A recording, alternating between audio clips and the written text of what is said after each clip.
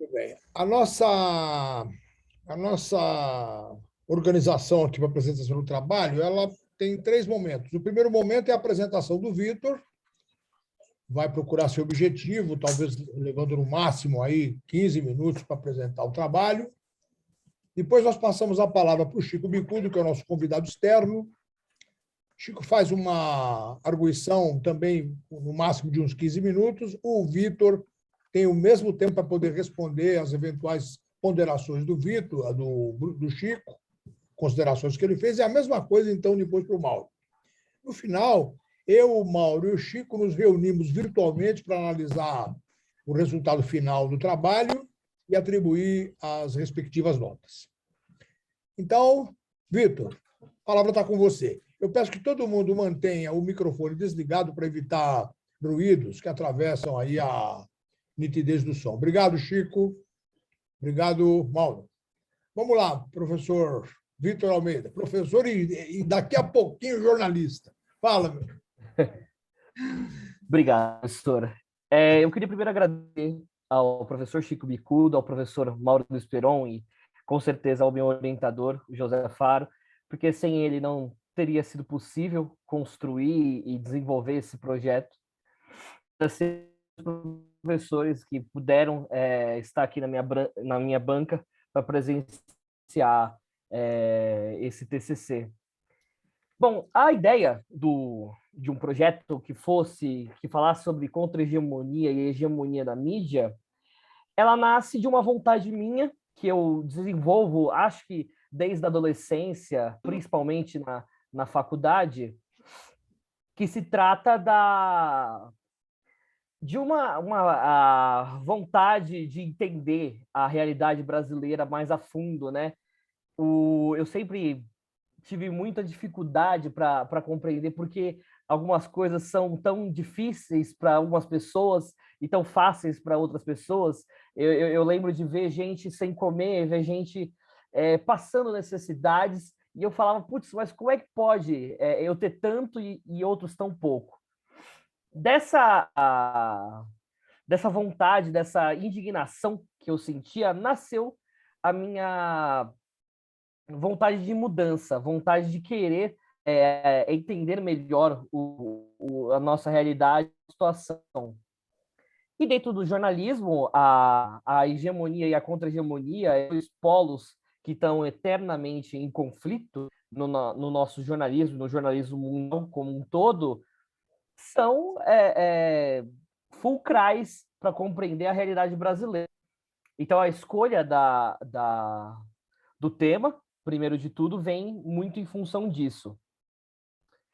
Os veículos que eu usei para demonstrar foram o Estadão e a Folha de São Paulo, como representantes dos veículos de mídia hegemônica, porque os dois, por serem principalmente os dois maiores jornais do Brasil, de maior circulação, e por apresentarem na sua linha editorial jornalistas não apenas de esquerda, que muito dificilmente aparecem jornalistas abertamente de esquerda nesses veículos, mas jornalistas que defendem o status quo e o mercado acima de tudo.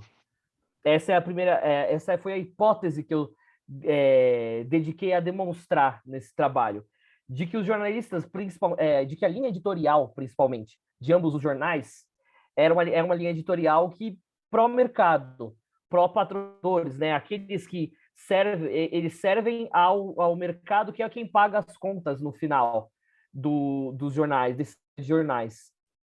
E a Rede Brasil Atual eu entendi como um veículo contra-hegemônico de prestígio, porque existem diversos veículos contra-hegemônicos. A gente tem o DCM, a gente tem o Opera Mundi, mas eu entendi a Rede Brasil Atual não por ser ligado aos metalúrgicos, ser ligado, de certa forma, ao Partido dos Trabalhadores, a um veículo que faz críticas ao governo, fez críticas ao governo Dilma, e que mesmo assim segue uma linha editorial de pró não ao mercado, mas direcionada sempre aos trabalhadores, direcionada à população, representando a vontade da população.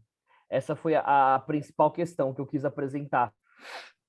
Então, eu começo o trabalho dando um panorama de como é que o Brasil chega na situação de hoje, de desmonte das instituições, de sendo quase um pária internacional. Como é que foi a construção? Eu tendi a começar isso pela impeachment da Dilma Rousseff, né? O que culminou no impeachment da Dilma Rousseff, processo do Lula sendo eleito presidente, um presidente de esquerda, um presidente progressista com todas as deficiências. A minha intenção não era fazer uma defesa irrestrita do PT, nem dos governos Lula, que tinham diversas contradições. Mostrar que mesmo um governo representando um reformismo fraco, que é o termo que o André Singer cunha para explicar o lulismo, que é o exemplo do governo, como foi regido o governo do Lula.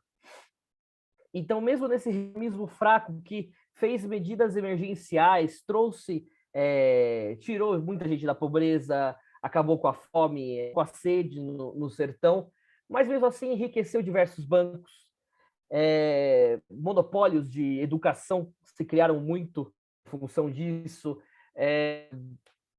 a questão do enriquecimento de diversos oligopólios de mídia também, a Globo, as concessões não foram revistas, então diversas tradições, e mesmo assim foi o pouco que os dois governos fizeram, entre aspas, o pouco que foi feito, foi o suficiente para que houvesse uma reversão que a classe alta e as classes médias altas e a classe alta, a elite brasileira, quisesse fazer uma reversão de tudo que já havia sido feito e colocasse prioritariamente os interesses do mercado novamente, em vez dos interesses dos trabalhadores e da população em si. Então, dentro desse panorama que eu inicio o trabalho para falar da hegemonia e da contra-hegemonia.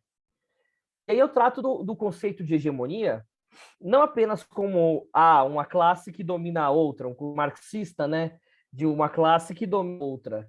É uma classe que domina a outra, mas por diversos meandros, né? A mídia tendo vozes uníssonas muitas vezes, com opiniões que são repetidas diversas vezes para cravar dentro da população uma ideia que que favoreça essas elites.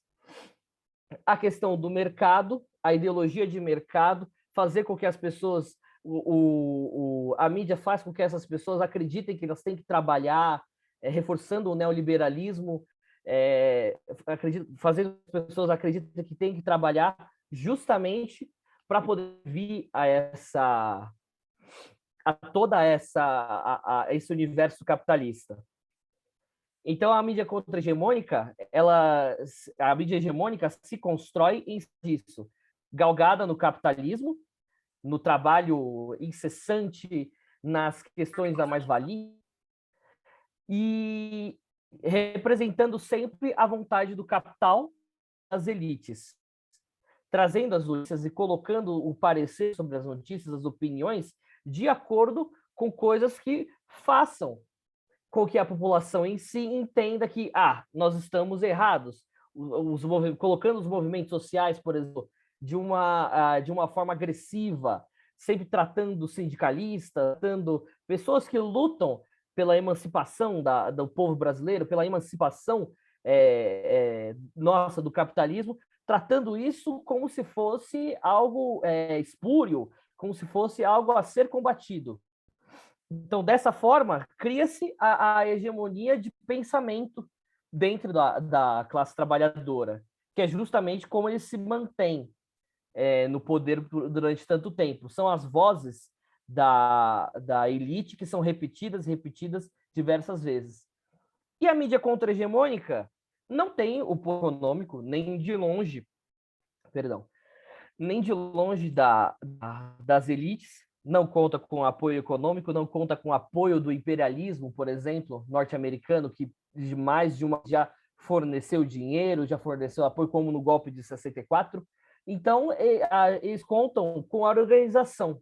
A única arma que a mídia contra-hegemônica tem é a organização, é a participação de pessoas, de trabalhadores, de pessoas que querem uma mudança de sistema, de pessoas que querem uma nova ordem dentro do, mesmo dentro do sistema capitalista, tal, algo mais humano, trazer algo mais humano para a nossa realidade. Então fica essa questão da mídia contra-hegemônica sendo o oposto da mídia hegemônica. E eu uso para elucidar, né? A gente pode ter diversas situações, diversas notícias, diversos problemas que dentro do Brasil que podem elucidar quando as opiniões diversas entre a mídia hegemônica e a mídia contra-hegemônica.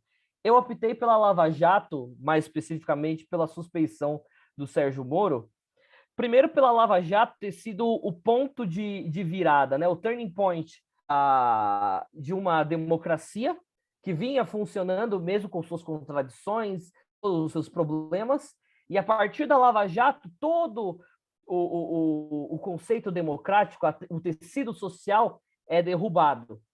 A Lava Jato começa a agir usando da lei para seus próprios interesses, os procuradores da Lava Jato fazem prisões, ameaças, ultrapassando qualquer limite até humanos, com muitos, não só militantes do Partido dos Trabalhadores, foi talvez o partido mais afetado pela Lava Jato, mas por diversas pessoas que ousavam ficar no caminho do sistema que estava tentando ser recolocado, da ordem hegemônica que estava tentando se recolocar depois de um período de um reformismo fraco, que ousou colocar pela primeira vez os trabalhadores dentro do orçamento, os trabalhadores como principal fonte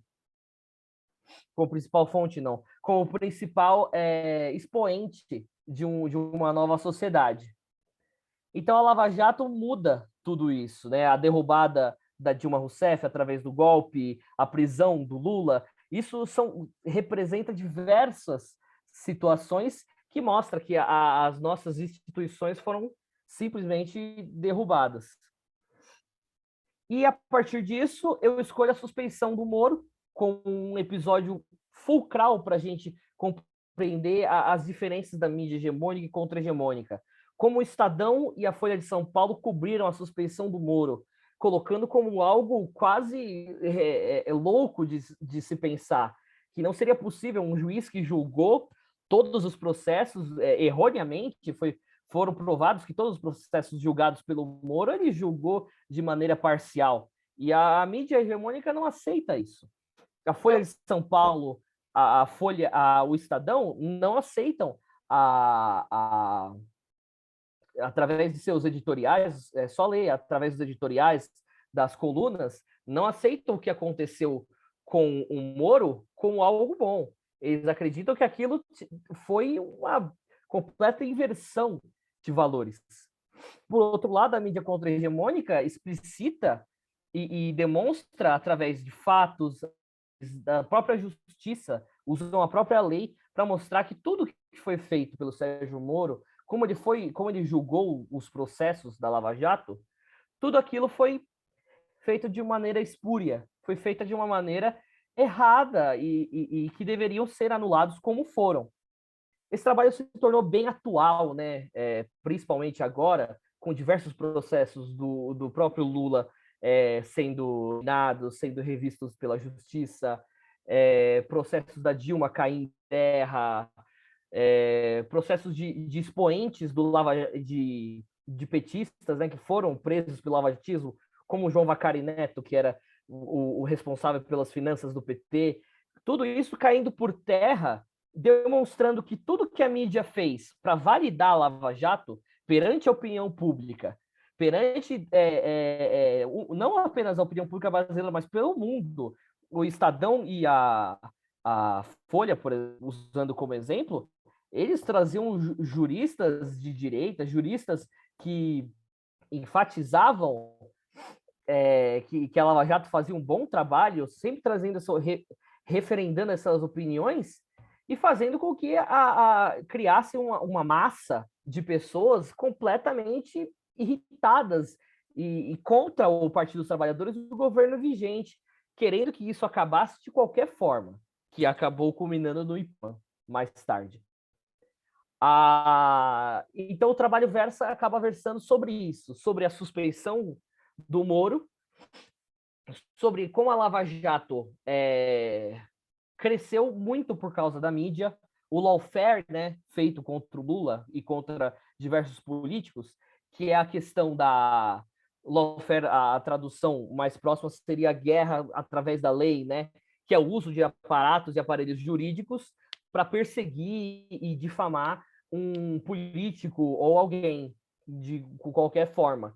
Então, o lawfare usava-se a lei através dos tribunais, os julgamentos extremamente rápidos e ágeis, recordes de julgamentos no Brasil, que é conhecido por ter uma justiça lenta, os processos da Lava Jato eram julgados com uma velocidade ímpar, e a mídia fornecendo horas e horas e horas de uma opinião sempre contrária ao público, contrária aos políticos envolvidos na Lava Jato, e sempre a favor do Ministério Público, dos procuradores, e principalmente na figura do Sérgio Moro. E eu termino o trabalho fazendo 2 entrevistas, primeiro falando sobre a regulação da mídia e tratando sobre a propriedade cruzada, tentando achar uma resposta para essa questão.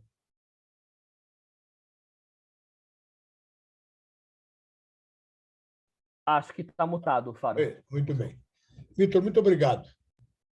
Obrigado também pela observância do tempo.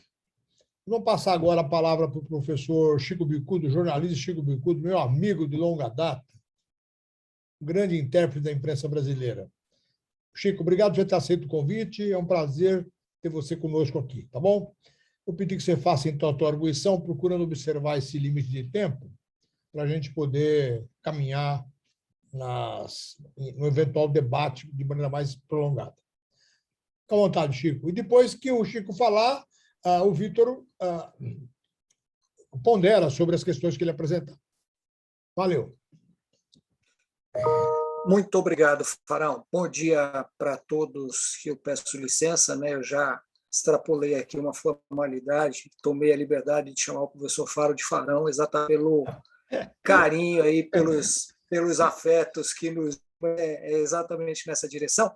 Só para confirmar, Faro, por gentileza, com o problema aqui de um pouquinho, o tempo para eu observar aqui também, não ultrapassar, por favor. Máximo 20, Chico, no máximo. Estourando. Tá, combinado. Não, combinado. Não, me programei para um pouco menos do que isso, vou tentar ser bastante rigoroso aqui nessa observação, exatamente para a gente poder compartilhar aí as boas reflexões e ideias. Bom dia a todos, todas e todes. Prazer enorme, professor Faro, professor Mauro, Vitor, muitíssimo obrigado também pelo convite, demais presentes. Sempre uma alegria muito significativa, né? Poder participar aqui, acompanhar alunos e alunas de jornalismo, em especial, nesse rito de passagem, né? Nesse momento tão importante de conclusão aí de jornada de graduação, jornada acadêmica. Por favor, Vitor, nisso já fica aí uma primeira sutil indicação de que essa jornada precisa continuar, porque é rica, né? O TCC é sempre uma conquista, né? Sobretudo quando a gente observa aí, vive, enfrenta tempos de pandemia.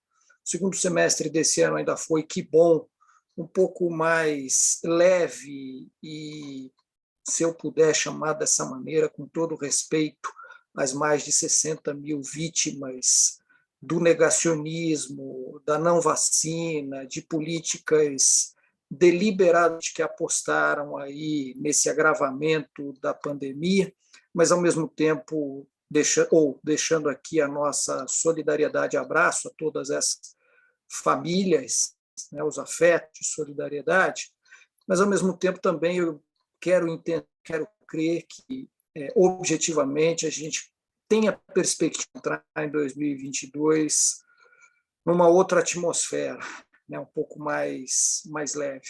né? Então, fico muito feliz e exalto sempre os trabalhos que contemplam, Vitor, esse necessário exercício de reflexão, sobretudo, de novo, diante de tantas novidades e dificuldades aí, né, nesse contexto. Porque eu entendo que a tarefa justamente da universidade, seja ela pública ou privada, qualquer natureza, é justamente incentivar, fomentar, abrir o espaço aí para o debate, para essas iniciativas transformadoras, para essa formação crítica, rebelde, transgressora, né? Para que vocês possam, durante todo esse percurso e para além desse percurso, serem agentes, né, de formulações, de reflexões, de alguma coisa que me parece estranhamente perigosa nesses tempos estranhos que estamos vivendo, que é ter ideias e poder pensar livremente, né? Então, desde já, exalto aí e agradeço a possibilidade, o privilégio de poder ter travado aí contato com o teu trabalho escrito, com a tua apresentação aqui agora, e vou tentar, eu fiz várias, né, o que já indica também significa a contundência e a qualidade do seu trabalho, né? Eu fui fazendo aqui várias anotações, vários registros, às vezes talvez eu me embaralhe aqui nas minhas unças aqui, mas vou tentar sistematizar um pouco sem extrapolar e sem ultrapassar o tempo combinado. Penso primeiro que é importante resgatar a história que eu vou chamar aqui muito genericamente de um dos governos petistas, né?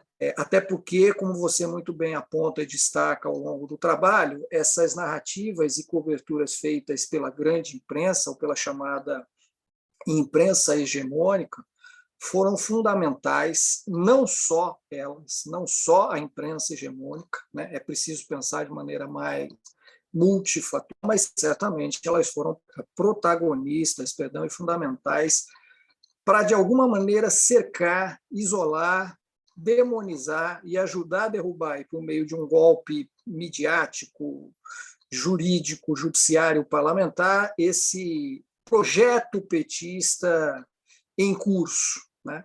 E ajudaram, sim, a criar também, isso está aí já colocado também a partir de um debate já encorpado, caudaloso, sim, marcado por divergências, mas já também com corpo de reflexões, de produções, de artigos, de trabalhos acadêmicos, de debates, né, que mostram e evidenciam aí que esse jornalismo hegemônico foi fundamental para enraizar na sociedade um movimento antipetista, num sentido micro, mas, ao mesmo tempo, também anti-esquerdas. Eu iria um pouco além, né, extrapolando um pouquinho aí, com licença acadêmica, anticivilizatória, né? Porque são impactados profundamente, aí, questionados, valores fundamentais que já haviam sido pactuados, né, pela sociedade global, de justiça social, de distribuição de renda, de soberania, de igualdade, de desenvolvimento, né, com igualdade. E penso também, fazendo coro aí com muitos dos pesquisadores, de quem se debruça a estudar esses anos mais recentes, e você os cita, de maneira muito pertinente, sobretudo na primeira parte, já entro nela do trabalho, né, que esse jeito, esse modelo, aí, essa maneira petista de governar, os anos petistas, eles acabaram pagando caro, caríssimo, por conta do golpe, talvez muito mais pelos acertos do que pelos erros, que foram também muitos significativos e precisam ser também discutidos com muita precisão, com muita profundidade, até para que possam ser ressignificados e reelaborados, né? Mas penso que isso pode ser traduzido naquela frase, naquela formulação que se tornou, inclusive, uma palavra de ordem aí de boa parte da juventude periférica, que conseguiu acesso às universidades e a outros espaços simbólicos importantes que até então quase que unicamente ou bastante restritos ao topo da pirâmide, às elites, né? Porque a Casa Grande ficou profundamente incomodada com a presença próxima da senzala, né? Esses estranhamentos, essas placas tectônicas se chocaram fortemente e resultaram no golpe de 2016. Por consequência, eu não sei se isso estava no radar ou se foi um efeito colateral inesperado, há controvérsias, mas esse comportamento, essas narrativas midiáticas hegemônicas também fizeram surgir um profundo e perigoso sentimento messiânico, personalista, fundamentalista e autoritário, antissistema e antipolítica. Isso tudo abriu espaço, né, nessas fraturas e nessas brechas para a eleição de Jair Bolsonaro em 2018 e para a presença forte com base social, e esse fenômeno é uma novidade no cenário político brasileiro, daquilo que a gente vem chamando também de bolsonarismo. Tá? Por que eu estou dizendo tudo isso? Porque esse é o percurso que, em linhas gerais, você tenta fazer e faz bem no primeiro bloco. Né? Eu vou dividir o teu trabalho aqui, peço licença, nas minhas anotações eu fui dividindo em muitos episódios, né, ou em blocos, quando você justamente tenta estabelecer uma espécie de uma breve retrospectiva, né, de contextualizar esse cenário todo e porque, afinal de contas, chegamos a esse estado das coisas. E penso que, factualmente, esse percurso, essa retrospectiva que você faz, do ponto de vista factual mesmo, né, da sistematização objetiva dos fatos, ele é bastante preciso, bastante bem feito, bastante bem elaborado. Tá? Nas minhas, e aí começo a apresentá-las, inquietações e chatices aqui, as entenda dessa maneira também, como possíveis contribuições, por favor, Vitor, se você entender que elas cabem, que elas são pertinentes, mas eu senti esse percurso feito e organizado ainda de maneira muito linear, mais do que isso, quase, e não vai nisso nenhum tom pejorativo, não, estou tentando só traduzi-lo, tá, por favor, num enredo enciclopédico, né, de começo, meio e fim, sentindo falta de um tom exatamente mais ensaístico, né, de você jogar um pouco mais, de maneira um pouco mais efetiva, entusiasmada, próxima, uma interlocução mais intensa com os autores e as autoras que você traz na bibliografia rica que você, né, apontando justamente esses conflitos, essas resistências, essas idas e vindas, esses enfrentamentos. Tá? Mas penso que a virtude efetiva, clara, cristalina desse primeiro bloco está aí sim, nesse exercício necessário, nessa tarefa jornalística de registro dessa história. Tá? Imediatamente passando para o segundo, que eu vou chamar de segundo bloco, o segundo momento, você faz um resgate também breve, necessário, funila, né? Você sai da imprensa hegemônica e vai buscar a imprensa chamada alternativa, contra-hegemônica, origens, raízes, a imprensa sindical, por quem eu guardo especial carinho, aí até pela meu percurso profissional, né, minha atuação, e você mergulha, então, no debate sobre o conceito de hegemonia e vai buscar, claro, de maneira muito apropriada as contribuições do Gramsci, né? Muito didaticamente tentando aqui um exercício arriscadíssimo e assumidamente simplório. A gente pode trabalhar aí com a perspectiva da hegemonia como aplicada aí ao nosso campo, tá? Pautada pelo Gramsci, como ideias e narrativas que prevalecem, né? Que conquistam corações da maioria e movimentam o projeto de sociedade, ou um projeto de sociedade mais especificamente, nesse caso, o projeto das elites, o projeto dos, entre aspas, aí, donos do poder. Né? Senti falta, nesse momento, o projeto hegemônico, que as ideias, as linhas gerais, eu consigo observar, sim, né, conceitualmente, nos fundamentos, como é que ele se constitui, porque você traz, por exemplo, a trajetória da Globo, da ditadura, do flerte, do abraço aí aos fundamentos do neoliberalismo. Então, isso vai caracterizando esse conceito de hegemonia aplicado ao exercício, à prática cotidiana jornalística. Tá? Acho que talvez você pudesse investir por oposição, né, academicamente falando, numa construção também um pouco mais alongada, aprofundada do que é ser contra-hegemônico, especificamente quando a gente fala do ofício, do trabalho, da atividade jornalística. Tá? Do ponto de vista econômico, político, ideológico, ético, simbólico, das narrativas, né? Mas em que dimensões e direções se constrói esse circuito jornalístico alternativo? Tá? Exatamente para que você possa, a partir da delimitação e definição desses campos, né, desses espaços de atuação, fazer justamente no movimento seguinte a análise, a reflexão, ou as reflexões sobre esse enfrentamento, né, definidos os papéis. Tá?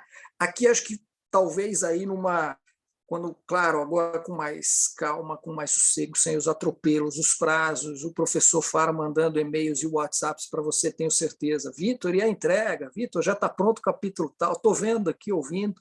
Faro, né, nas boas e necessárias cobranças, como o belíssimo e rigoroso orientador, professor, mestre que ele é. Mas acho que aqui talvez valha, numa releitura aí, num outro olhar possível, Vitor, marcar também, delimitar, que você se propõe a travar esse debate observando esse campo, esse fenômeno, a partir daquilo que eu também, com todo prejuízo aí, na falta talvez de uma outra expressão, vou chamar de jornalismo tradicional. Tá? E por que eu penso isso? Porque você não vai, e não tem mesmo, porque isso geraria um outro trabalho, uma outra discussão, uma outra reflexão, você não vai tratar, você não vai analisar a possibilidade de constituição de hegemonias e contra-hegemonias no jornalismo digital, nas redes, nesse mundo novo aí, nem tão novo, né? A gente ainda continua chamando de novo, que já não é tão novo, mas para ficar num fenômeno específico, os canais de YouTube, por exemplo. Né? Isso daria trabalho, ficaria ainda mais complexo, mais dado, são olhares, outras ferramentas, mas só para marcar mesmo, dizer, olha, não vou entrar porque não me cabe como objetivo desse trabalho, eu fico restrito aqui, por opção, por escolha consciente, né, nesse embate mais tradicional. Tá?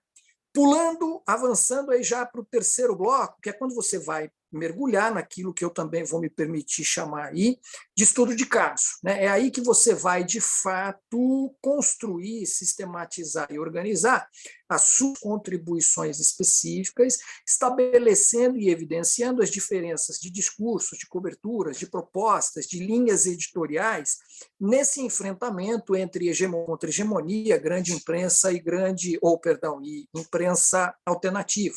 Né? Você faz aí o recorte pela a questão da Operação Lava Jato, e aí toda a análise sobre a questão da Veja, da Folha de São Paulo, do Estadão, do denuncismo, os padrões de manipulação, clássico livro do professor mestre também, Perseu Abramo, o triplex, né? Por coincidência ontem, o tal do triplex, o caso na Justiça, o Ministério Público finalmente pediu o arquivamento, né, do caso, porque prescreveu, depois de toda a questão da anulação das provas, da suspeição do juiz Sérgio Moro. Né? Então, você vai montando todo esse arcabouço, e ele está muito bem organizado também, você traz isso a partir da análise comparativa, jornalismo comparado mesmo que você faz, a gente vai percebendo essas nuances, os detalhes, as diferenças. Eu só fiquei aqui curioso também, de novo, na minha assumida chatice e nas boas provocações do teu trabalho, da qualidade do teu trabalho, porque ele nos faz pensar nos critérios de escolha das matérias, não do assunto, do tema Lava Jato. né? Mas você teria ali outras tantas infinitas possibilidades, caminhos, linhagens, trilhas para seguir, né? Por que é que você fez esse recorte, trabalhou especificamente com essas matérias? Porque foram matérias de cá, foram as mais lidas, é a questão da audiência, porque havia ali uma sequência temporal. Acho que metodologicamente é importante que você ilustre aí, apresente para o teu interlocutor, para a tua interlocutora, os parâmetros, né? Desses referenciais simbolicamente representativos aí como objetivos desse teu ensaio, até porque eu sei que não foi, e aí você trazendo para o texto, você também marca isso, essa escolha não foi aleatória. As matérias são representativas, tá? Elas são pertinentes, elas são adequadas. Acho só que é dar construir mesmo esse arcabouço metodológico de critérios. Tá?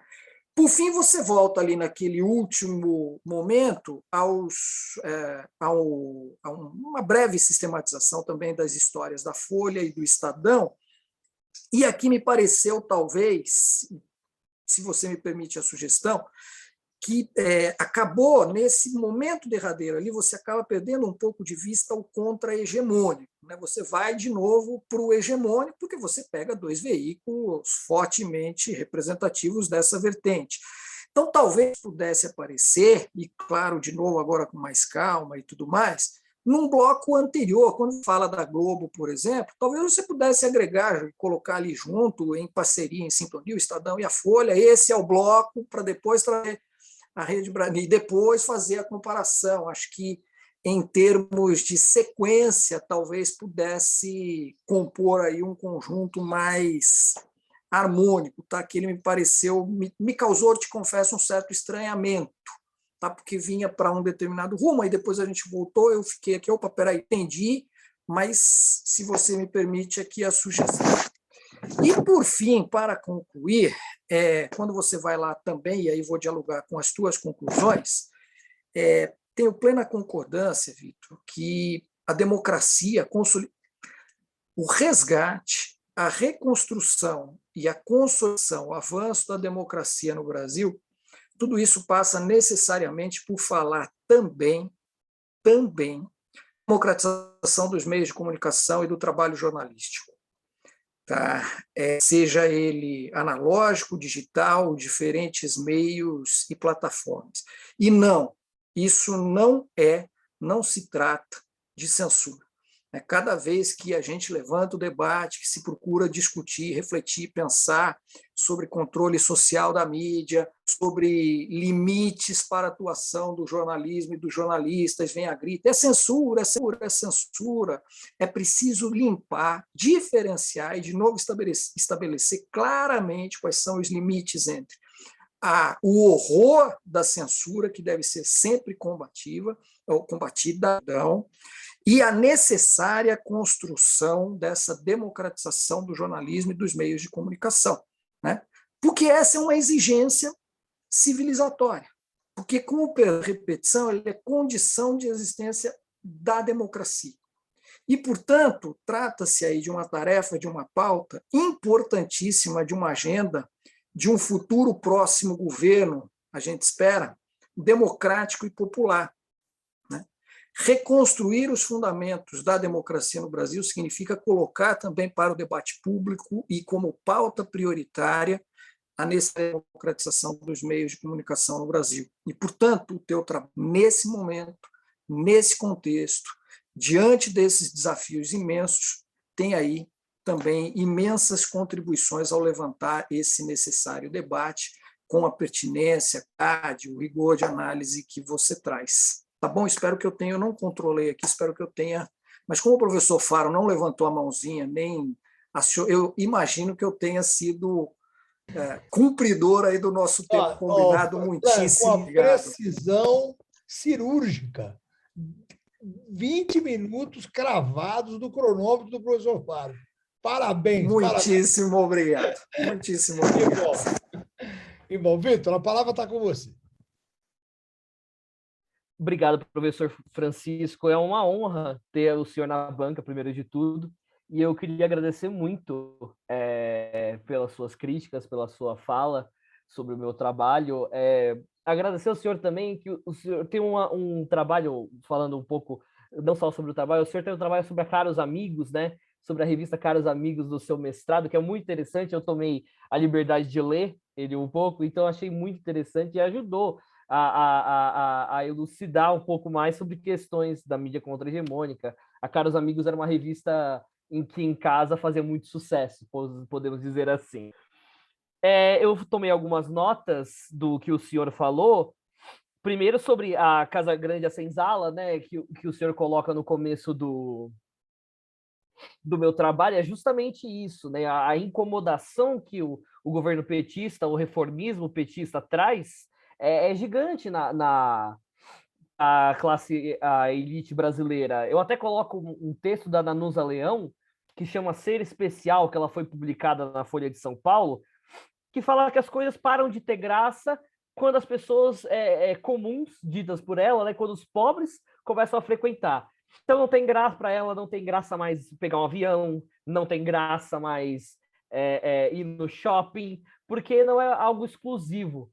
Então essa questão da exclusividade que ela coloca é um reacionário, né? Ela coloca através de um tom reacionário o que a elite pensa, que é a exclusão da classe trabalhadora dos lugares e públicos, indiscriminadamente.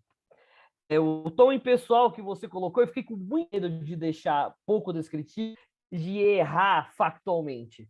Esse medo de errar factualmente me deixou com um tom muito impessoal na abertura que eu fiz. Eu tentei seguir à risca os escritos do André Singer, os escritos do do professor da USP, eu esqueci o nome dele agora, Rui Braga. Rui Braga, obrigado, desculpa. O Rui Braga. Imagina. Eu tentei seguir à risca todos esses analistas de Brasil, né, para não deixar, eu fiquei com muito medo de errar quando se tratasse sobre a história brasileira. Claro, e o Gessé Souza foi um ponto fulcral para a elucidação de toda essa questão da classe média, das relações de poder, relações psicológicas até em certo ponto entre a elite e a classe trabalhadora. Os critérios da matéria que o senhor fala, eu optei por seguir talvez um padrão não apenas cronológico, mas de importância, pegando pessoas importantes e expoentes do lavajatismo, que o lavajatismo usou para colocar esses são os ladrões, esses são as pessoas erradas e nós temos de condená-las. Então, José Dirceu, que era líder do PT, o João Vacari Neto, que foi chefe de finanças do PT, o tesoureiro do PT, que passou 2 anos resistindo aos ataques do lavajatismo, o Chico Pinheiro, que da carta de cunho próprio, falando que tudo aquilo que foi forçado a falar era tudo mentira. Então, esse resultado que agora a gente consegue ver, né, depois de tanto tempo, agora a gente consegue ver que era mentira, eu tentei trazer esses personagens, né, muito para elucidar a manipulação da mídia. Como a mídia colocou tudo de uma forma e se provou-se, e provou-se, né, completamente ao contrário.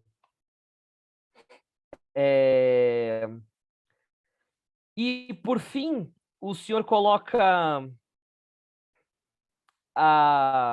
acho que era isso, né, que o senhor coloca por último, são os critérios da escolha de matéria, e é justamente isso. E, eu queria só pontuar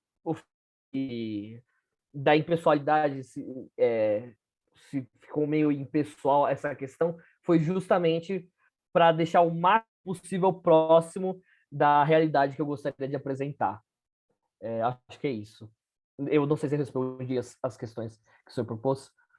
Perfeito. Sinto-me absolutamente contemplado. Agradeço imensamente, Vitor. Eu que agradeço, o diálogo, professor. a interlocução. Obrigadíssimo. Parabéns mais uma vez. Muito obrigado.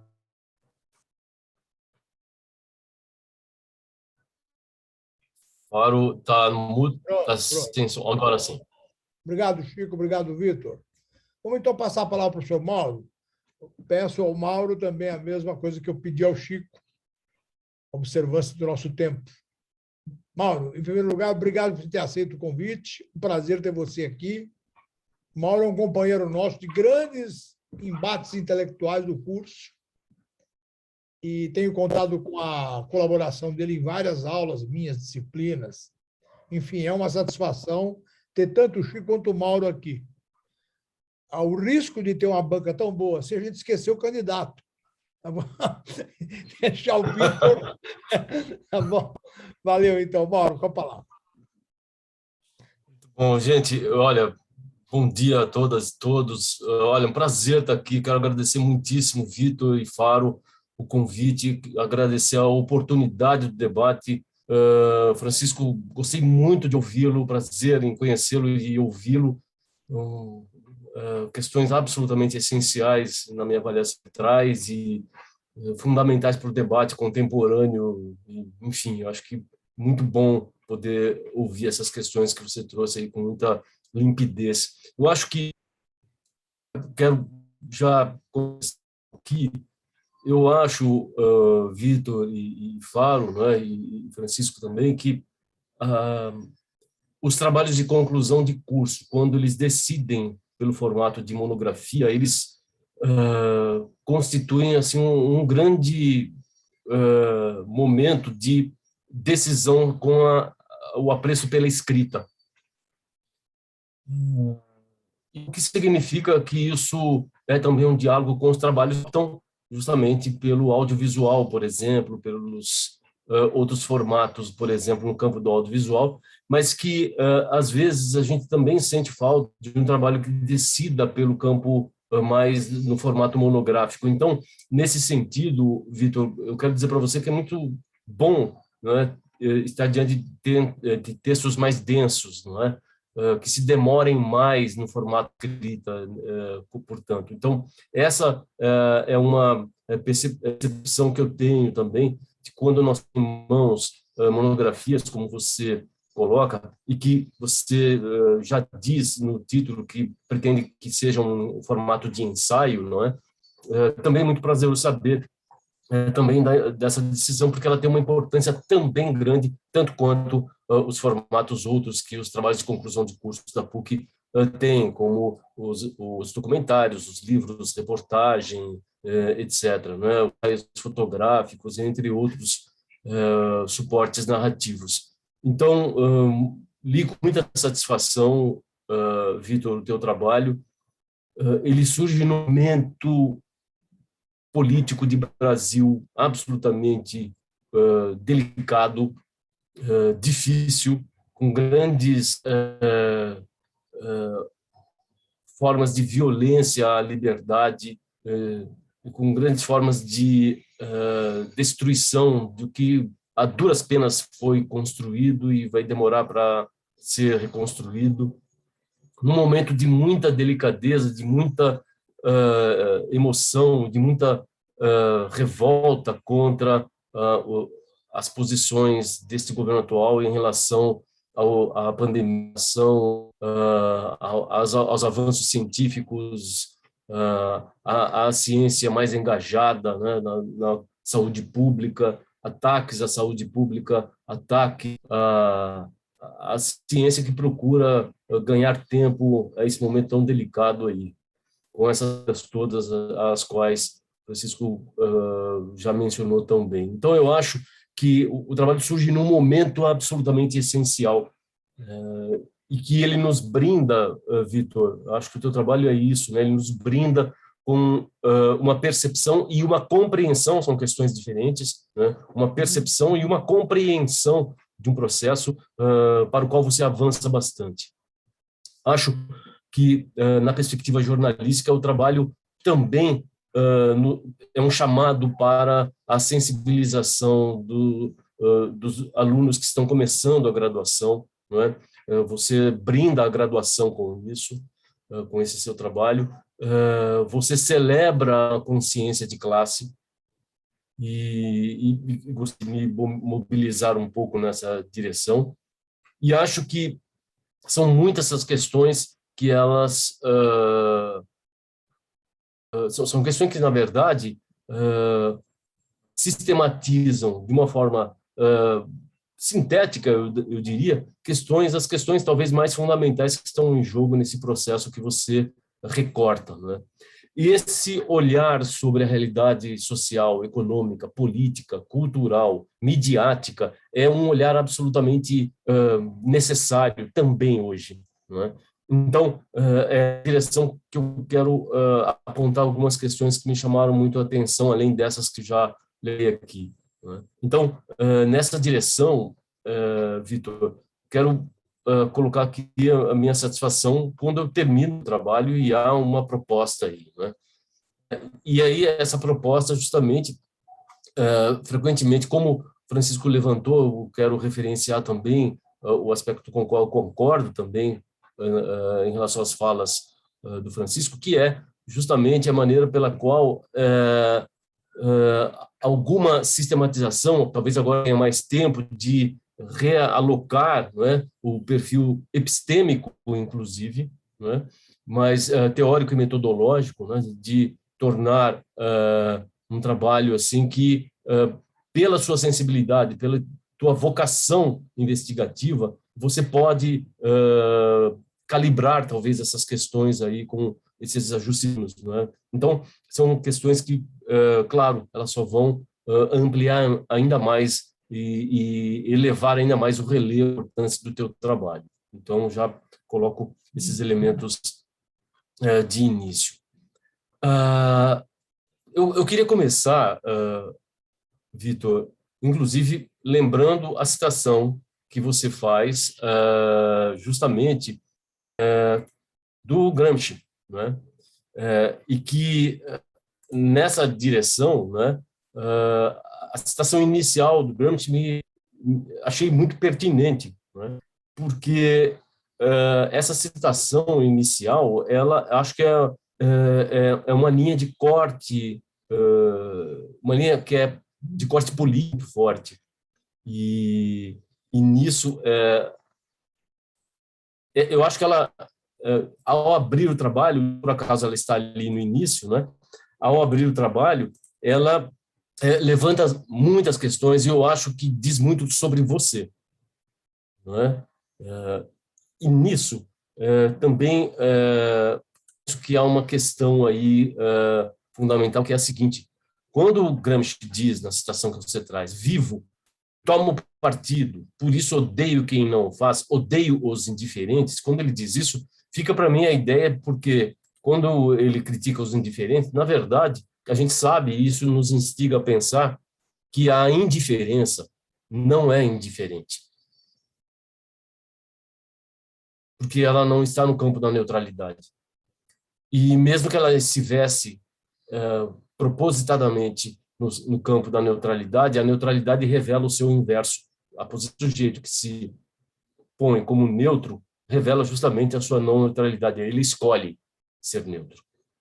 Essa inspeção, digamos, que você faz, já levanta o fato de que, ao construir a sua monografia e ao ter os agradecimentos, você revela que você descobriu aí, acho que o Faro tem uma responsabilidade muito grande nisso também, você descobriu essa consciência de classe de uma maneira muito intensa, e os teus agradecimentos, quero dizer aqui, não é? Os agradecimentos são um conjunto de um belíssimo chamado. Você faz um chamado nos agradecimentos. Você agradece a um universo absolutamente amplo aí, não é? Quando você, claro, vai agradecer, inclusive, não é? A Fidel, a Raul, a Marx, a Engels, Gramsci, Rosa Luxemburgo, Prestes, etc., né? Então, acho que nessa perspectiva, né, você fecha, inclusive, entre todos os agradecimentos maravilhosos que você faz, você agradece, né, as pessoas, né, próximas a você, distantes histórica e geograficamente, inclusive, não é? E eu acho que isso é um ponto de inflexão inicial que você convida, claro, é um chamado ao próprio leitor, não é? E você coloca, né, justamente ao final dos teus agradecimentos, não é? Venceremos, camaradas, não é? Então, eu acho que é uma tomada de posição muito grande, né? E isso também faz com que a gente compreenda um pouco que, em alguns momentos, tudo mais ao final da seleção das matérias, etc., você tem, às vezes, um tom panfletário, às vezes, ali, o que não é um defeito, exatamente, mas se entasma tanto e, às vezes, felizmente, perde a compostura, né? E é um entusiasmo dessas, e às vezes que esse entusiasmo que às vezes é bem-vindo mesmo de ser contemplado. E aí, nisso, eu queria levantar algumas questões, né? Porque, primeiro, né, colocar a Lava Jato, colocar a imprensa hegemônica, colocar a imprensa contra-hegemônica, colocar justamente a Rede Brasil atual como exemplo da contra-hegemonia midiática, colocar o Estado de São Paulo, colocar a Folha de São Paulo e, claro, né, como que você também passeia pelas redes de TV, por exemplo, né, e aponta ali a Globo, etc. Quando você coloca tudo isso, você coloca a trajetória de Lula, de Dilma, coloca os percalços, coloca os programas sociais. Então, a arena de espaço-tempo que você vai mobilizando, né?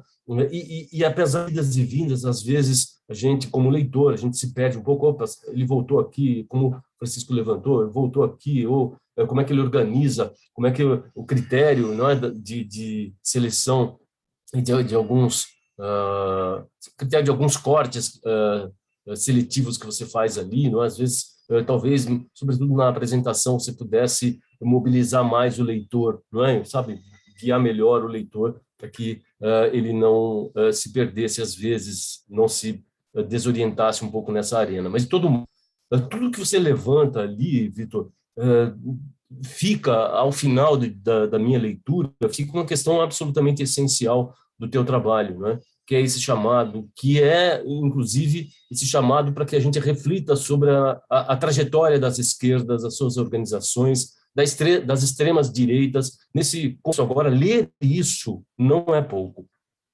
entende? E eu queria apontar ainda, dentro desse meu tempo, algumas questões aí para a gente conversar, para você comentar o que você achar necessário, ok? Porque todo esse material, e aproveitando, né, eu já adianto aqui, que eu acho que é um material que você deveria publicar. Como que você vai dividir isso em artigos distintos, com uma certa autonomia? Se você vai publicar isso no formato de livro, e isso vai precisar, né, dessas calibragens, claro, né? Mas eu acho que é um material que ele não pode ficar só nos bancos escolares. Eu acho que o material, e que seja publicado rapidamente, não é? É importante. Também sugiro que você participe, se já levou esse material parcialmente desenvolvido em algum seminário, que você participe de seminários, vá, inscreva os seus trabalhos, abra uma interlocução aí no meio acadêmico e também fora dele. Eu acho que esse é um momento econômico-político importante do país e do mundo, e acho que você tem muito a contribuir, levando essas suas descobertas e reflexões nessa frente, né? Eu queria levantar poucas questões aqui nessa linha, mas que elas me parecem ser talvez cruciais, não é? Para a sua trajetória, que eu acho que você abraçou com grande entusiasmo e muita seriedade, não é? Uma questão que eu gostaria de lembrar para você nessa linha, que é justamente, Vitor, quando você faz a crítica ao capital, frequentemente você fala dos chamados lucros excessivos do capital.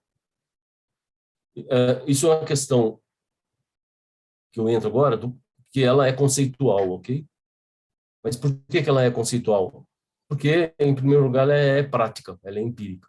Não é o conceitual que se sobrepõe ao empírico, mas é o mundo prático, empírico, real dos embates que é objeto da tua investigação. Então, quando você usa a expressão os lucros excessivos do capital, isso nos instiga muito, mas ao mesmo tempo nos instiga a pensar o que seria um lucro não excessivo.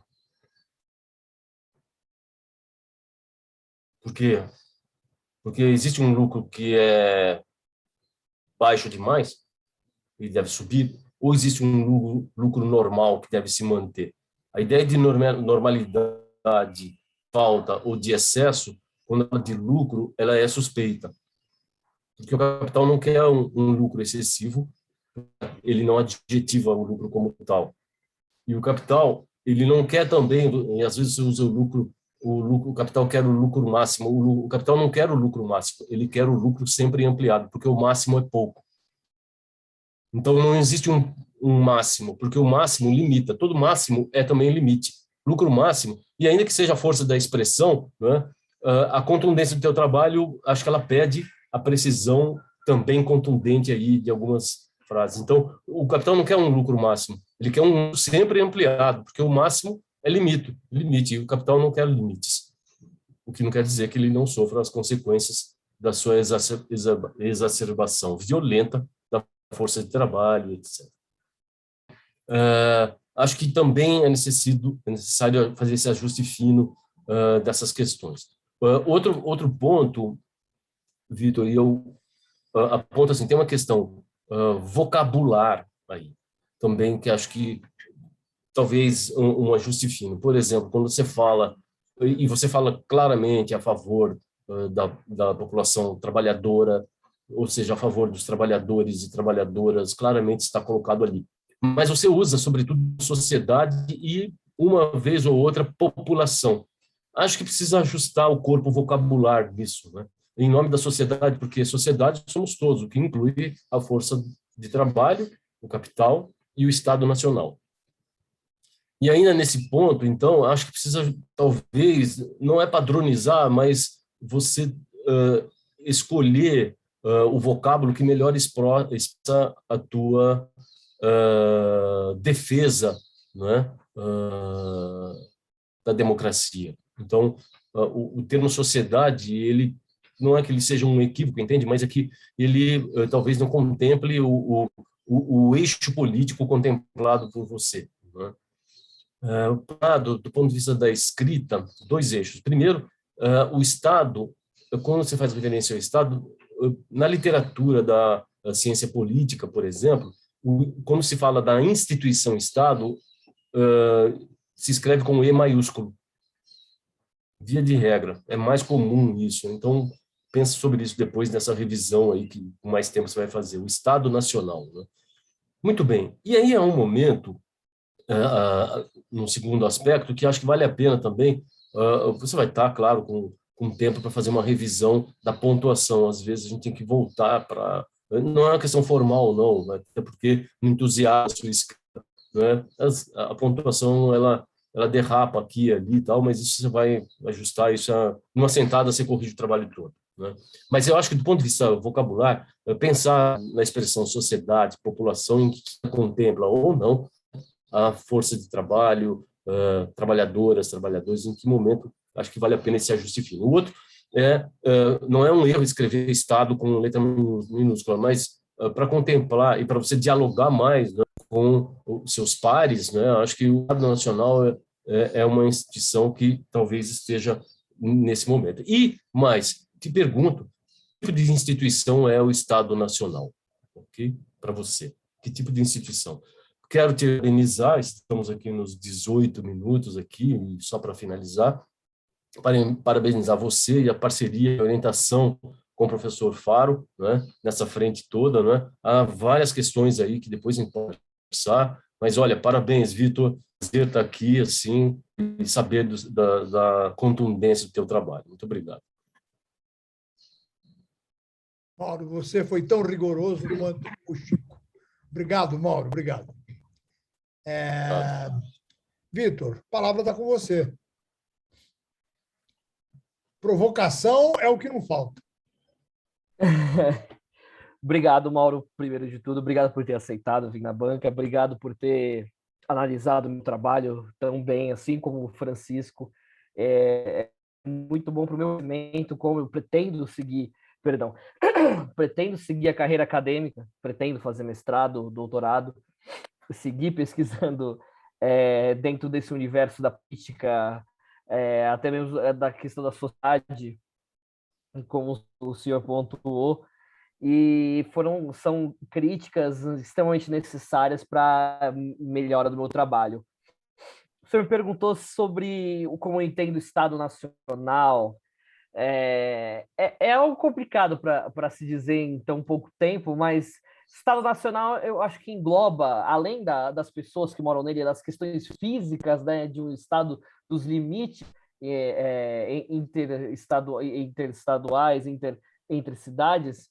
Acho que é uma série de ideologias. O Estado é composto por ideologias, por histórias, por relações políticas, sociais, econômicas. Um Estado é algo vivo, né? Eu entendo o Estado como algo vivo, pulsante, que sempre dialoga entre si, que tem diversas tradições, que entra em acordo, entra em desacordo.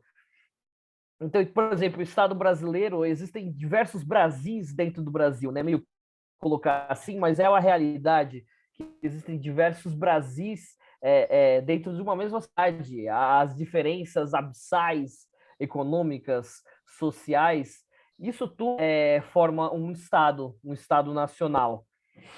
Portanto, eu penso que no pensamento mais autosseriano, né, levando ao autosser que o Estado é responsável pela manipulação também, eu acredito que ele faça parte também da hegemonia e da contra-hegemonia. O Estado também é hegemônico, em certa forma, e o Estado também tem características contra-hegemônicas. Elas, por serem justamente contra-hegemônicas, estão na minoria, né? Na minoria, eu digo, na minoria intelectual, na minoria ideológica. Agora, o Estado Nacional, para mim, é isso, é um confluente de diversas ideias, é algo vivo. O Estado é algo vivo. Ok, só um comentário rápido, Vitor. Você lembra, a uma certa altura, que o governo, longe de ser perfeito, não é o verdadeiro inimigo da classe trabalhadora. Como você agradece a Marx, Engels, etc., muitos, né, ali, né? É interessante porque a economia política, a crítica à economia política de Marx, Engels, Lenin, etc., o Estado Nacional o Estado Nacional moderno, que cresce com o capitalismo, é uma instituição burguesa, eles definem. E aí é uma questão aí, certamente. Né? Uma questão complexa de que o domínio do Estado Nacional não é apenas dos seus governantes, mas toda uma elite, né? Os governantes respondem a essa elite. Essa questão da burguesia, né? O Lenin apresenta isso no Imperialismo Tardio, ele traz em seus escritos o que fazer também, ele traz esses escritos de que o Estado burguês é nada menos do que a representação das suas elites. Acho que é mais por aí. Sim, ok. Só complementando o que o senhor falou. Tá ótimo. Tá ótimo. O microfone. Desculpe. Eu quero saber se o Mauro está satisfeito com as questões. Sim, obrigadíssimo. Muito bem. Estou sim, plenamente. Obrigado. Nós vamos, então, agora no chat, através de mensagens privadas dirigidas a mim, Mauro e Chico, atribuir a nota que vocês consideram aquela mais adequada avaliação do trabalho do Vitor. Então, o Mauro vai mandar essa mensagem no privado do chat, para mim, JS Faro, e a mesma coisa o Chico. Chico, está me ouvindo, Chico? Ouvindo, peço mil desculpas mais uma vez, professor Faro, professor Mauro, Vitor, demais presentes aqui, todos companheiros e companheiras, mas eu aqui no meio do caminho de novo, estou tentando resolver nem a câmera do computador, nem a câmera externa que eu tinha feito uma guiarra aqui, você pode mandar uma tentativa dele. Mando, estou mandando já. Manda pelo WhatsApp. Não, eu mando aqui pelo chat mesmo. Ele estava só a câmera que está fora. Eu ouvi toda a arguição, o debate. Mauro, mil desculpas, não foi deselegância, não. Ela despencou aqui no meio do caminho, mas acompanhei aqui, Vitor, também. Estou já. Agora Faro, só uma. Pois não. Fala. Faro, só uma dúvida. Para eu não errar aqui. No chat tem lá o more, não é? E ele pede um PIN. Não é isso. Não é isso. Não é aqui, né? É o bate-papo. Lá embaixo está para todos. Você vai, então, procurar o JS Faro que é Sim, já está. mensagem que vem só para mim. O host. Isso. E você coloca o número logo em seguida no texto da mensagem e dá um enter. Mas não é para todos, tem que colocar que essa mensagem é exclusivamente para o tio Faro. Ali, direct message, não é isso? Como fala o Chico, Farão. Aparece aqui, a Francine chama o Vitor de Vitão. Daqui a pouco aparece alguém e chama o Mauro de Maurão. Precisa tomar cuidado com esses superlativos aí. Todo mundo merece. Claro, um teste, mandei um teste agora só para antes de Prezado Faro, exatamente. Mas, ok, isso. Vamos lá. Vai lá. Farão, tá bom, agora é o Chico. Só para mim, Chico, isso. Muito bom. Mauro, você. Mandar a mensagem aqui por escrito, certo? Certo.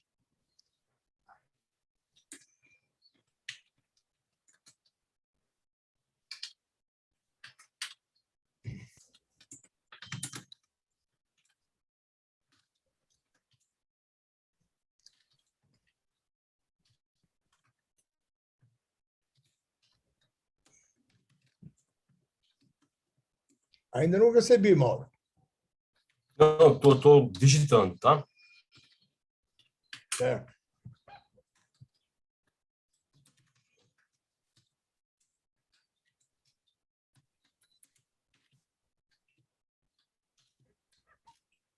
Vitor, deixa eu... Aqui aparece uma mensagem, Francine Cristiane. É o meu pai. Agora é isso que eu entendi. Ele colocou o papai falando Vitão. Já apareceu no aumentativo. Seja bem-vindo, senhor Fran. Mas como é o nome dele? Não, Valdemir. O nome dele é Valdemir. Obrigado pela presença, senhor Valdemir. Parabéns pelo filhão que tem aí, hein? Finalizando aqui, Faro. Bom, deve estar quase pronto. Se quiser mandar pelo nosso WhatsApp, pode mandar. De nada. Prezado Pronto, Faro. Peraí. Isso. Muito bem. Bom, então nós temos já uma avaliação aqui, concluída. Eu vou abrir a ata. A gente faz isso lendo a ata, que já oficializa. Mesa. Vitor Ata. Então, o Vitor apresentou o trabalho de conclusão de curso Vitor Henrique de Freitas Almeida Santos. Trabalho TCC, o título do trabalho, Ensaio sobre Política Brasileira e a Mídia Contra-Hegemônica. Eu acho que é ensaio sobre a política brasileira. A política brasileira. Tá bom. O caso da rede RBA. O orientador sou eu, o professor Francisco Bicudo atribuiu nota 9 ao trabalho.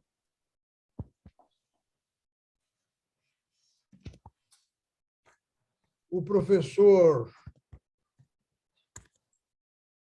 Mauro Peron atribuiu nota 10 ao trabalho.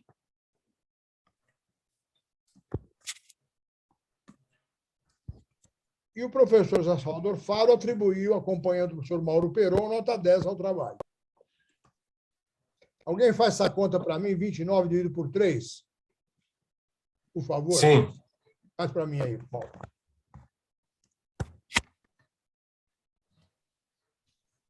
Dá 9,66. Então, eu vou colocar 9,5.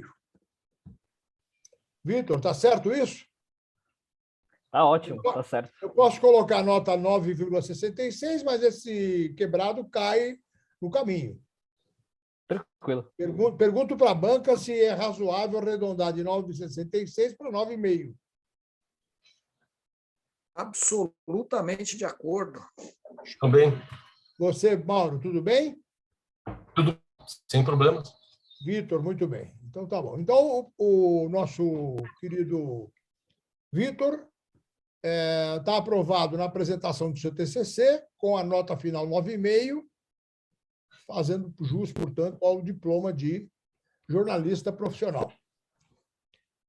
Vitor, antes de fechar aqui, eu quero fazer uma observação. Mais para a banca do que para você. Eu orientei um trabalho sobre a crise política italiana e, num determinado momento, o professor Diogo, que fazia parte da banca, perguntou por que o trabalho da menina se chamava Ensaio. Esse título é um título complicado. O Vitor está aprendendo um trabalho que se chama Ensaio sobre a Política Brasileira e a Mídia Contra-Hegemônica. E eu expliquei para o Diogo, na época, que o termo ensaio ele não compromete o trabalho com uma pesquisa empírica que tenha que dar respostas de natureza metodológica e de comprovação absolutamente pertinentes a um estudo de caso, a uma construção de um universo quantitativo. Portanto, o ensaio ele é um exercício de reflexão mais livre, que revela mais a compreensão conceitual que o autor tem do que propriamente uma determinação de natureza empírica demonstrativa.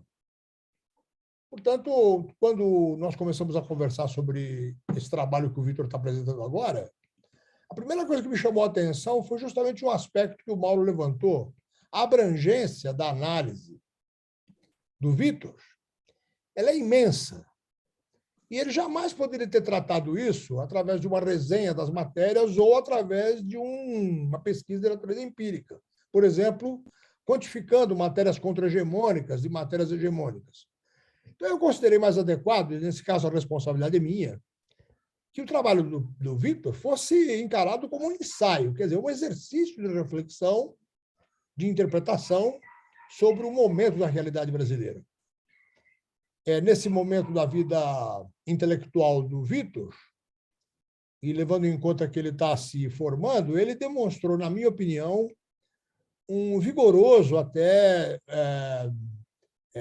pendor, disposição de entender a vida política brasileira a partir de conceitos que são muito ensaísticos, são conceitos teóricos que se prestam muito à fundamentação ensaística. É como se nós estivéssemos aqui em ponto menor, vejam bem o que eu estou falando, em ponto menor, uma coisa semelhante àquela que o André Singer fez no livro dele, o Ensaio sobre o Lulismo. Aliás, o título do texto é esse mesmo. Não, Os Sentidos do Lulismo. Muito bem. Por que eu estou colocando isso para esclarecer? Porque o trabalho do Vitor, ele realmente permitia esse mergulho de natureza interpretativa. E o Vitor não conseguiria, agora que já está feita a avaliação, eu posso fazer essa consideração, ele não conseguiria deixar de lado todo o conjunto de valores que orientaram o trabalho desde a sua concepção. Esse trabalho é um trabalho fortemente ideológico, ele é um trabalho que, em alguns momentos, ele é mesmo panfletário. O Vitor é um cara indignado com a situação política brasileira, esse controle classificação. Desculpe, eu não entendi. Alguém está falando, eu não estou ouvindo. Acho que deu eco. Bom, tá bom. De qualquer maneira, é isso que eu queria colocar, porque nós temos aí, se o Vitor prosseguir nessa determinação dele de compreender os mecanismos da política brasileira, um forte candidato a um jornalismo político bastante competente. Coisa que não é ainda, porque, evidentemente, ele não tem exercido esse papel. Então, é isso. Mauro, quero te ouvir, se for o caso. Chico, quero te ouvir, se for o caso. E vamos caminhando para o fim. Mauro, eu acho que... Pode falar, Mauro. Acho que, inteiramente, Faro, eu acho que essa indignação política só podia resultar num trabalho com esse recorte, não é? A indignação política de Vitor, como você menciona bem. Eu acho que o potencial é imenso, ele absorve rapidamente questões de grande amplitude econômica, política, social e cultural. É um trabalho que estimula percepções de novas compreensões, é um trabalho que estimula novos trabalhos. Espero que o Vitor siga mesmo a carreira acadêmica. Eu acho que ele tem um pendor nessa frente que você levantou também, Faro, e acho que tem tem que ser celebrado isso, assim, é um momento que nós precisamos, né, de trabalhos dessa amplitude. E, é claro, os ajustes aí ele vai estar fazendo, vai estar ampliando, vai estar sofisticando sempre essa sensibilidade tão grande que ele tem aí. Vem com a vida. Agora, vou pedir para o Vitão levar em conta essas sugestões que o Chico e o Mauro fizeram de ajuste de texto, para que você tenha condições de pensar na publicação disso. Ou através de um livro eletrônico, ou através do envio dos capítulos para publicação em revistas, enfim, você tem que aparecer agora com essa tua disposição de análise crítica. Nós estamos precisando disso. Agora há pouco, acabo de ler na manchete do Estadão, antes de começar a nossa banca, que o Moro se consolidou como candidato à terceira via. Terceiro lugar. Lula, Bolsonaro e Moro. Eu não tenho dúvidas que nos próximos dias nós veremos a mídia hegemônica consagrar o Moro como o candidato da terceira via e em segundo lugar. Nós vamos estar diante de uma mentira estatística que vai tentar fazer o Moro o presidente da República. O Vitor, com esse manancial de informações que ele tem na mão agora, ele pode dar continuidade, quem sabe até um capítulo, um adendo ao trabalho, levando em conta essa posição da mídia hegemônica no cenário eleitoral. E como é que a mídia hegemônica contra-atacou isso, contrabalançou essa manipulação da opinião pública brasileira, coisa que vai realmente, na minha opinião, acontecer nos próximos meses. Se é que não vai acontecer nesse fim de semana. Chico, fala, Mauro. Só uma coisinha. Eu acho que o Vitor, uma proposta, né, que o seu debate também para as comunidades que menos têm acesso à informação, que batalham contra toda forma de exploração, que você dialogue com o seu trabalho, não é? Para essas comunidades todas, muito organizadas também. É um instrumento de luta. É isso mesmo. Chico, com a palavra, para encerrar. Mauro, obrigado. Fala, Chico. Vamos lá. Eu vou nas convergências, nas concordâncias. Sou um entusiasta, o professor Faro sabe disso também. Sempre que possível, procuro, muito modestamente, exercitar o gênero ensaio. Acho que ele tem inúmeras contribuições potenciais. E, de forma alguma, concordo com vocês, entendo que essa indignação explícita, sincera, autêntica do Vitor atrapalhe, contamine ou prejudique o rigor e a qualidade acadêmica, científica, o rigor de análise dele. Ao contrário, né? É mais um elemento que enriquece essa reflexão, né? Porque é verdadeiro, porque é autêntico e porque sem perder de vista e de alcance efetivamente claro outros tantos parâmetros e critérios que compõem aí o trabalho acadêmico. Tá? O conjunto da obra ele é muito consistente. E ele só pôde alcançar esse grau de excelência, de qualidade, entendo também porque a opção original foi pelo caminho do ensaio. Então, quero mais... sim, para não deixar passar, vou dialogar aqui com o meu companheiro Fari, aqui assumidamente numa outra ordem. Professor Faro, não há terceira via, eu entendo. Moro é candidato da segunda via, porque, embora não seja Bolsonaro, é ele que vai representar todo esse nefasto conjunto de valores de ódio, de intolerância, e não é por outra razão, de projeto ultra neoliberal, né? E é por isso que ele está sendo abençoado e ungido aí pela imprensa hegemônica, que, mais uma vez, vai apostar nessa aventura eleitoral e política. Moro não é Bolsonaro, mas reforça e consolida, talvez até de maneira mais perigosa, do que com outro verniz, né? O verniz da toga, uma outra legitimidade, esse horror que a gente vem vivendo. Quero mais uma vez agradecer imensamente, é sempre uma alegria. Mauro, Faro, Vitor, todos e todas, todes, muitíssimo obrigado. Podem contar comigo sempre, um prazer imenso. Bom dia para todo mundo. Obrigado, gente. Então, eu agradeço também a presença de todo mundo. Vitor, obrigado pela tua determinação em fazer esse trabalho. Foi muito, eu agradeço, professor. Muito prazeroso conviver com você. e também... Parabéns, primo! Parabéns! Olha lá, agora a minha família toda. Ixi. Mauro, obrigado. Agora é Pessoal, Grande Vitor, parabéns, garoto. Valeu, padrinho. Obrigado. Parabéns, primo. Valeu. grande, Valeu. grande. Todo mundo. Dona Tânia está ali, alegre, feliz da vida.